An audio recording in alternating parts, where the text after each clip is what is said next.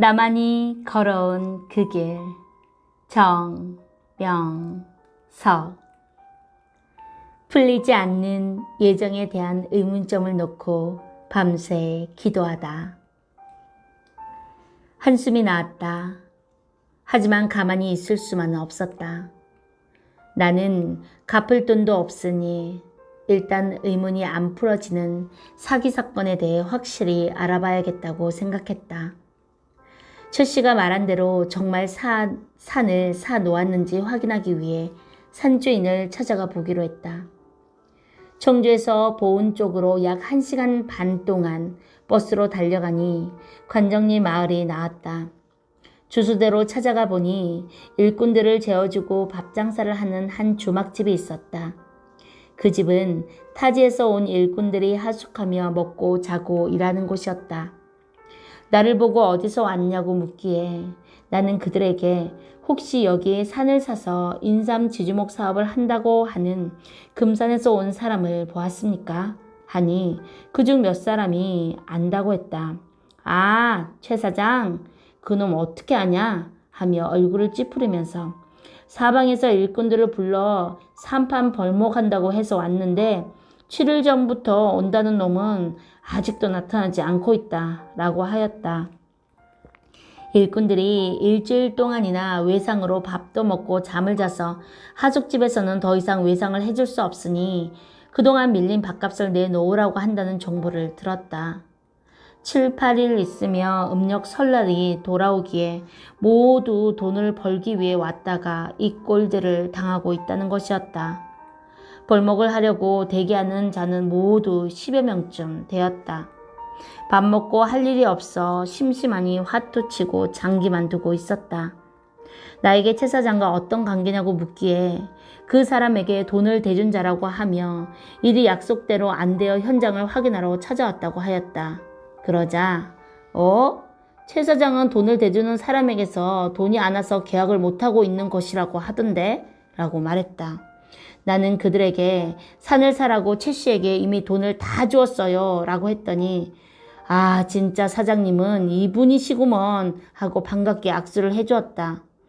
그러면서 이제야 벌목하는 일이 제대로 되겠다고 말하며 나에게 모든 책임을 지라고 떠밀면서 주막집에 밀린 밥값과 숙박비부터 계산해 주라고 하였다.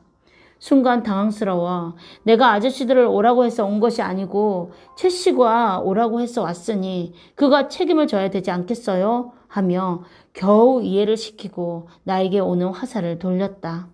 하마터면 혹을 때려 갔다가 혹을 붙일 뻔했다. 나는 배고파 죽겠으니 밥 좀 먹자고 하였다. 주막집 아주머니는 내가 최 씨와 동업하는 사장인 줄 알고 돈 받을 생각을 하면서 두부찌개를 특식으로 차려냈다. 언제부터 일하느냐고 묻기에 먼저 최 씨를 찾아야 된다. 이미 그에게 돈이 그에게 갔다 하였더니 그중 눈치 빠른 아저씨는 그놈 사기꾼이여. 그놈한테 당했어 했다. 내가 청주에서 맞은 이야기를 해주었더니 그놈 잡아 죽여야 된다. 도끼로 찍어 죽이겠다 하며 그동안 밀린 밥값과 숙박비는 누가 내느냐고 야단들이었다. 주막집 아주머니도 빨리 해결해 달라고 소리를 질렀다. 나는 한 아저씨에게 부탁하여 산 주인을 만나게 되었고 산 주인에게 자세히 물어보니 최 사장이 몇 번씩이나 산을 몽땅 사서 벌목하겠다고 말해서 승낙해 주었다. 그런데 계약금만 조금 걸어놓고 곧 온다고 하던 그는 오지를 않는다. 아무래도 그놈이 한 말이 다 거짓말인 것 같다. 그놈 때문에 나무를 팔려고 해도 못 팔고 있었는데 이제 다른 사람에게 팔려고 말을 해놓았다. 팔게 되면 여기에 있는 일꾼들을 쓰겠다 라고 말하였다. 산주인이 걱정을 덜어주는 말을 하니 일꾼들은 금세 분위기가 바뀌고 안색이 좋아졌다. 주막집 아주머니도 안심이 되었는지 태도가 바뀌었다. 그러나 일꾼들은 나를 보고 당부하기를 혹시 최 씨 그놈을 보거든 꼭 연락해 주시오. 만나기만 하면 잡아서 밥값 물리고 사기꾼이 감방에 쳐놔야 해. 그동안 눈 빠지도록 기다리게 한 것을 생각하면 울분이 치밀어 하고 험한 말들을 하였다. 나는 주막집에서 하룻밤 자고 가려고 하다가 몇 사람이 다시 떼를 쓰며 밥값이나 갚아주고 가라는 어이없는 말을 하여 최 씨의 행방을 더 알아봐야 된다고 하면서 나와버렸다. 밥을 먹어서 허기는 면하였으나 잘 곳이 문제였다. 해가 서산에 기울기 시작하였다. 시골이라 버스도 벌써 끊어졌다. 동네에 잘 곳이 없나 하고 이리저리 기웃거리고 돌아다니다가 동네 맨 끝에 와서 외딴 집이 있어 가보니 빈집이었다. 마당에는 잡초가 무성하고 사람이 살지 않은 지 꽤 오래된 처갓집이었다.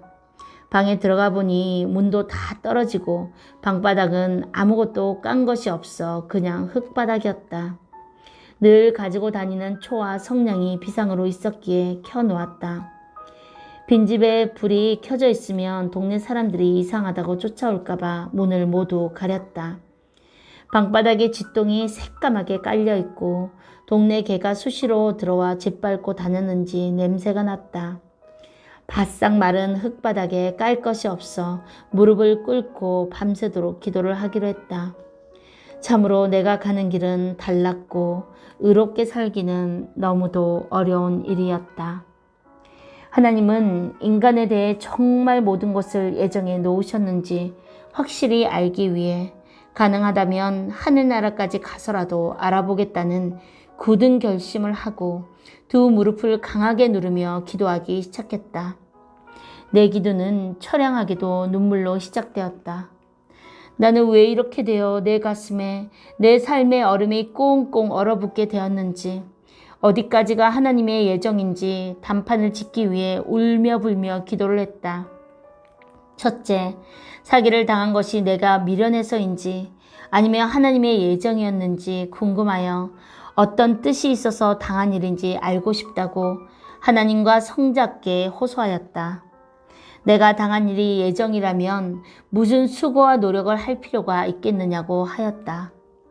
만일 하나님의 예정에 의해 사기꾼한테 당한 거라면 하나님을 믿는 나로서는 손해가 있을지라도 구원을 받기 위해 참고 울며 겨자 먹기로 내가 진 빚을 갚아가면서 살 수밖에 없지만, 예정이 아니라면 순진하고 하나님의 일만 하는 내가 그 나쁜 사기꾼들한테 왜 당해야 되는지 모르겠다며 참으로 억울하다고 하였다.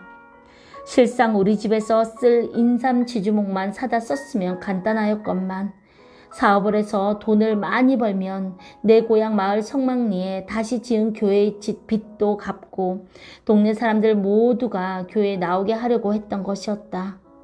하나님께 영광을 돌리려는데 목적을 두고 했는데도 사기를 당하고 죽도록 얻어 맞았으니 이게 하나님의 뜻이라 해도 이해가 안 되고 뜻이 아니라 해도 그냥 내버려 두신 하나님이 이해되지 않았다. 그렇지만 이해가 되나 안 되나 내가 지옥에 가지 않고 천국에 가려면 하나님을 믿고 따라야 되기에 하나님을 원망하지도 못하고 따라갈 뿐이었다. 이 모든 것이 하나님의 예정이라면 달게 받겠다고 기도했다. 둘째, 개신교와 카톨릭의 말을 들어보면 절대 예정론 입장에서 성경을 풀기 때문에 분명 성경대로 하나님께서 예정해 놓은 사람은 구원받게 되고 어떤 사람은 구원받게 예정하지 않아서 멸망을 받기도 한다고 가르치는데 그것이 옳은 것인지 물었다.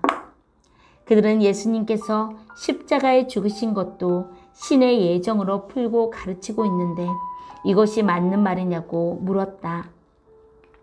만약 인간들이 구원받는 것도 하나님이 모두 예정해 놓았는데 내가 시간 낭비하며 전도할 필요가 없는 것이니 의문을 풀어달라고 기도했다. 예정해 놓았으면 언제 믿어도 믿게 되고 또 예정되지 않았다면 아무리 전도해도 예수님을 믿지 않을 것이니 내가 굳이 노력할 필요가 없지 않느냐고 했다. 나는 당시 1년 동안 1만 명에게 복음을 외치고 노방 전도를 하면서 다녔다.